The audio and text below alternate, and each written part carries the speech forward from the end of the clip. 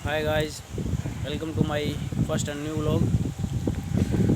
आई hope so कि आप सभी अच्छे होंगे, अपने घर पर रहे, अच्छे रहें। मैं अपने इस फर्स्ट व्लॉग में अपने गांव के जाचल गांव के जो सोनीपत से बिलोंग करता है एक प्राचीन मंदिर के बारे में आपको बताना चाहता हूँ। इस मंदिर के बारे में बहुत से फैक्ट है जो मोस्ट लोग नहीं जानते। तो गाइज मैं मंदिर की तरफ ले जाने से पहले आपको एक छोटी चीज़, इंटरेस्टिंग चीज़ के बारे में दिखाऊंगा, जिसको त्रिवेणी के नाम से जाना जाता है। त्रिवेणी का मतलब होता है तीन पेड़ों का समूह। वे तीन पेड़ कौन कौन से हैं? वे हैं एक बरगद का, एक पीपल का और एक नीम का। हमारे हिंदू धर्म में इन तीनों पेड़ों की बहुत ज़्यादा मान्यता है, और आज जहाँ पर इन तीन पेड़ों का अगर इकट्ठा पाया जाता है और जहाँ पर इनको लगा भी दिया जाता है तो त्रिवेणी उन्हीं को बोला जाता है, और इनकी पूजा भी की जाती है। हिंदू धर्म में माना जाता है कि इसमें तीन देव का वास होता है। वे देव हमारे हैं ब्रह्मा, विष्णु, महेश। ठीक है, तो ये है हमारी त्रिवेणी, जो काफ़ी टाइम पहले हमारे गांव के जो प्राचीन मंदिर के बहुत बूढ़े बाबा थे, बाबा मुनीराम जी, उन्होंने लगाया था इसको। ये पहले एक कुएं के अंदर लगाया गया था इसको। कुआं गाइस अब ख़त्म हो चुका है, इसको भर दिया गया है। और ये त्रिवेणी आप देख सकते हो कि इसकी काफ़ी टहनियाँ कट चुकी है, वरना ये बहुत चौड़े एरिया में बहुत चौड़े एरिया को कवर करता था अपने अंडर में। अब ये काफ़ी छोटी रह गई है। तो गाइस अब हम चलते हैं हमारे प्राचीन मंदिर की ओर। देखो गाइस, अब हम उससे अपने गाँव प्राचीन मंदिर में आ चुके हैं। ये है हमारे गांव का प्राचीन मंदिर, जिसके बारे में मैं आपको बता रहा था। अब हम अपने गांव के इस प्राचीन मंदिर में एंटर करने जा रहे हैं।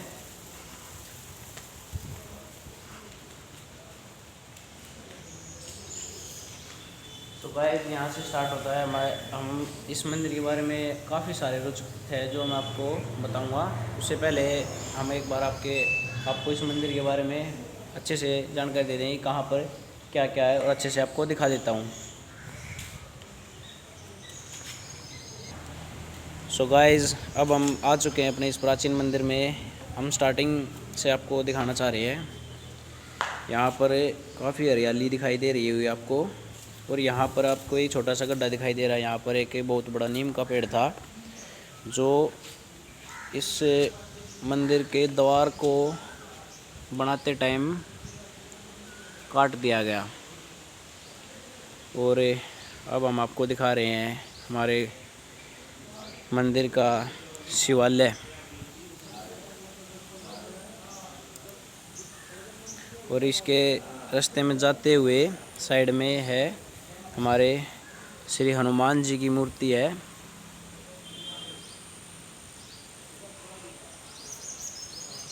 इसको ज़्यादा टाइम तो नहीं हुआ गाइस, लेकिन ये अभी नई है, काफ़ी अच्छी है। और ये देखो गाइस, हमारा शिवालय काफ़ी ऊंचा है। हमारे गांव में कहीं से भी इसको देखा जा सकता है, इसकी हाइट बहुत ज़्यादा है। और अब हम अंदर जा रहे हैं, आपको दिखा रहे हैं हमारे मंदिर का शिवालय।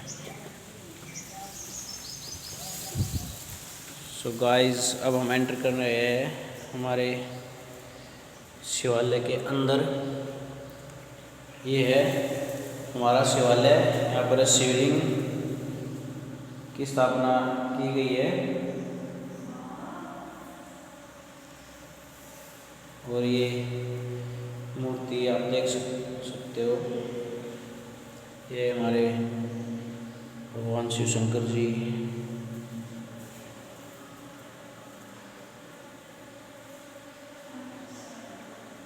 काफ़ी ऊंचा है इसका गुंबद, और वहाँ पे घंटी टंगी हुई है।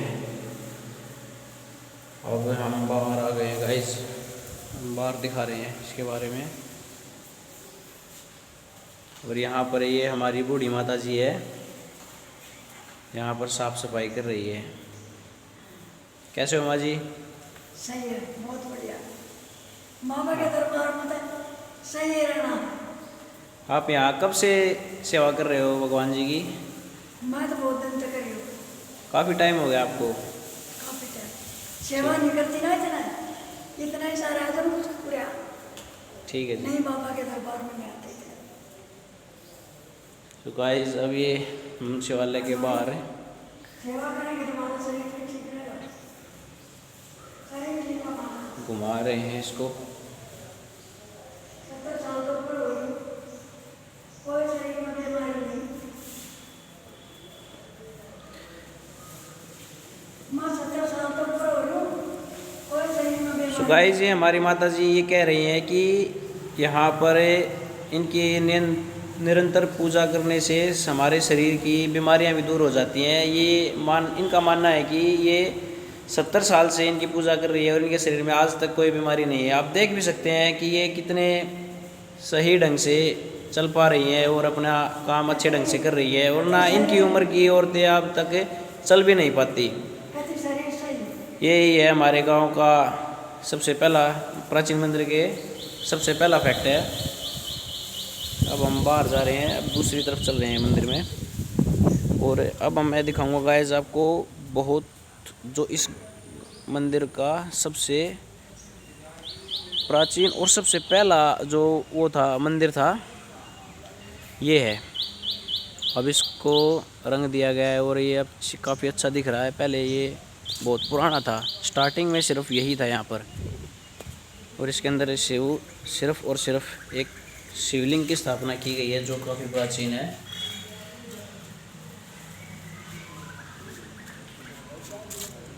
इसकी साइड में एक छोटा सा मंदिर भी बनाया गया है यहाँ पर।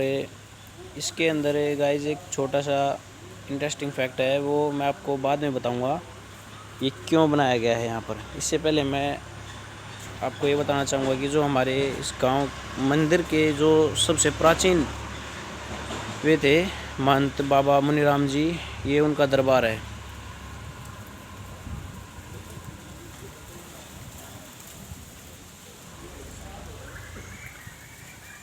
ये हमारे बाबा जी का दरबार है और ये उन्हीं का तख्त है जहाँ जिस पर उन्होंने अपने टाइम में बैठकर तपस्या की थी, और इसको हमारे गांव में आज काफ़ी अच्छे ढंग से रखा गया है और यहाँ पर इनकी निरंतर ज्योत चलती रहती है। यही है वो दरबार जिसके अंदर सब हमारे गांव में सभी लोगों की मांगने पर सभी मुरादें पूरी होती है। ये है बाबा मुनिराम जी की तस्वीर बनाई हुई है। ये उन्हीं का तख्त है। लोगों की मान्यता है कि वे बाबा आज भी इस मंदिर में इस तख्त पर विराजमान है और यहीं से वो सब पर निरंतर नज़र रखते हैं।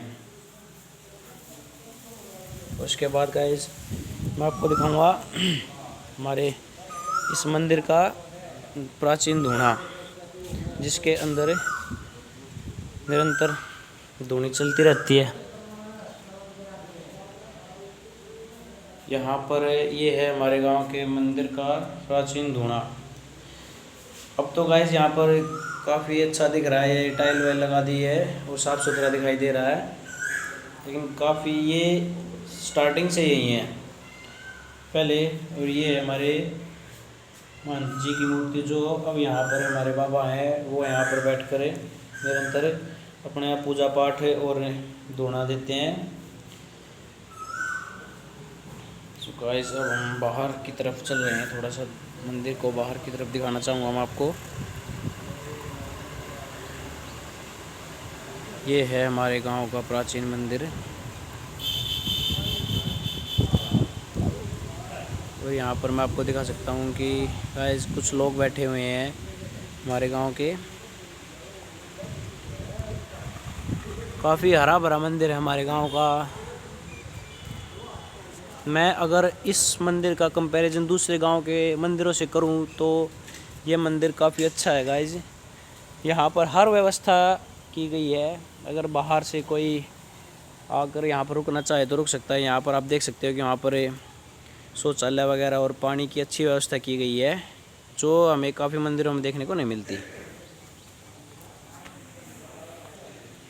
सो गाइस, अब हम मिलाने जा रहे हैं हम अपने गांव के इस मंदिर के जो रखवाले हैं, भक्त श्री शिवराम दास जी, और उनसे मैं कुछ गुफ्तगू करूंगा। वही जो हमसे ज़्यादा जानते हैं इस मंदिर के बारे में, वही आपको बताएंगे।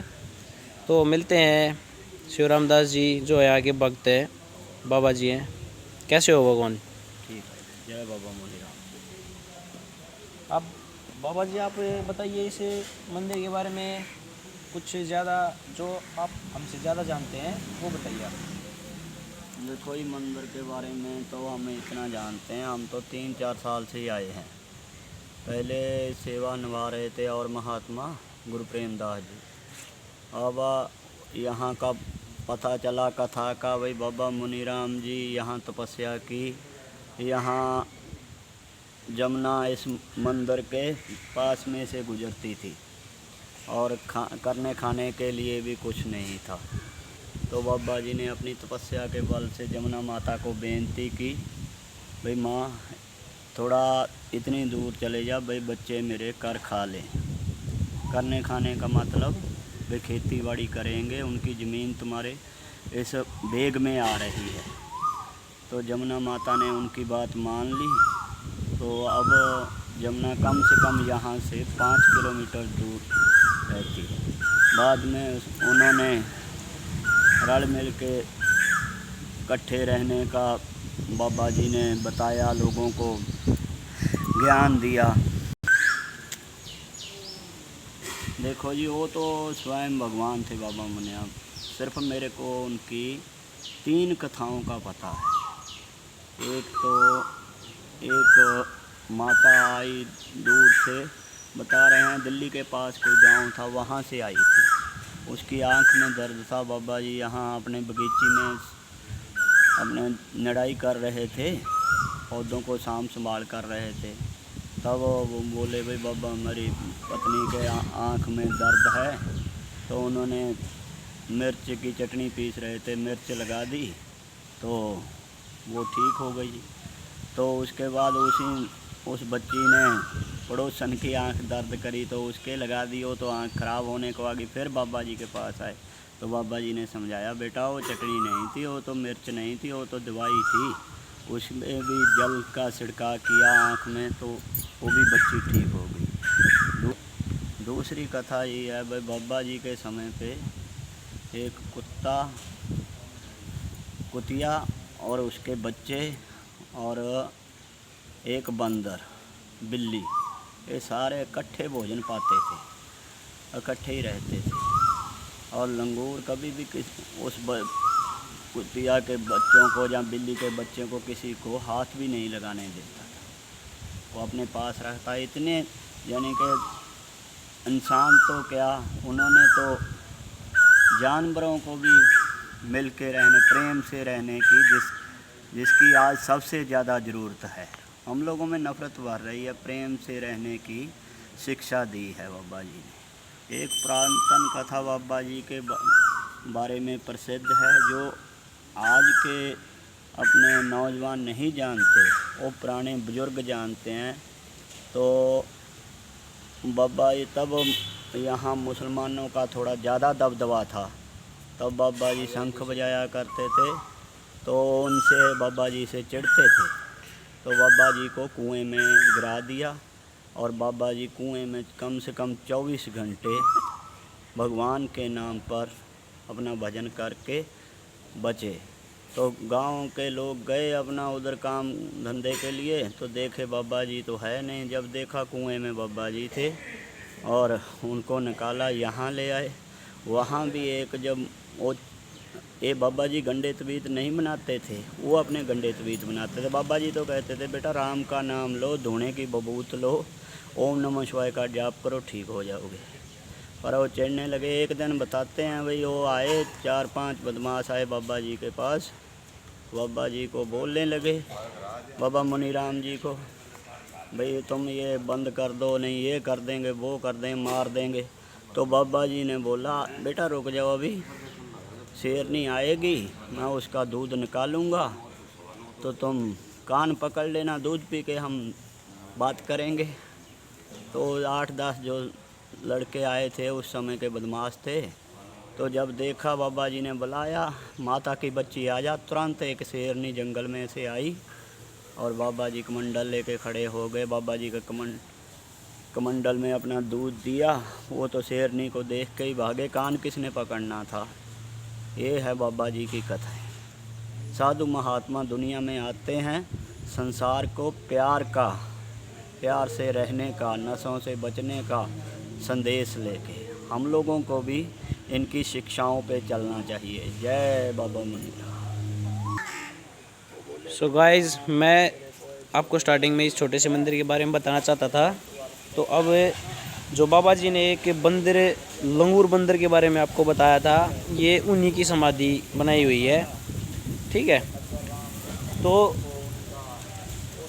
जब वो बंदर स्वर्गीय हो गए तो उनको यहाँ पर दफना दिया गया था और उनकी समाधि को यहाँ पर बनाया गया उन्हीं की याद में। तो गाइस, अब हम कुछ और बातें करना बताएंगे आपको, बातें करेंगे मंदिर के बारे में। सो आपको अच्छे से एक कंप्लीट व्यू दिखाता हूँ आपको मंदिर का। ये है डोर, स्टार्टिंग है।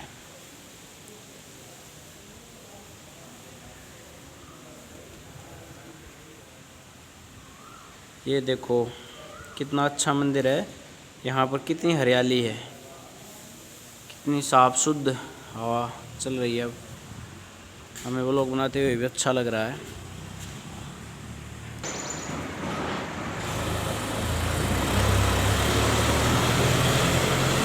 ये है मेरे कैमरामैन।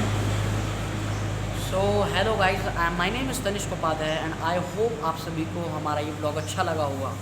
गाइस, अगर हमारा ब्लॉग अच्छा लगा तो प्लीज़ इसको लाइक करना और ललित व्लॉग्स नाम का जो हमारा चैनल है इसको सब्सक्राइब करना गाइस, और हमें इतना प्यार दो कि हम बहुत आगे जाएं गाइस और आपके लिए अच्छे व्लॉग्स लाएं इसी तरह से।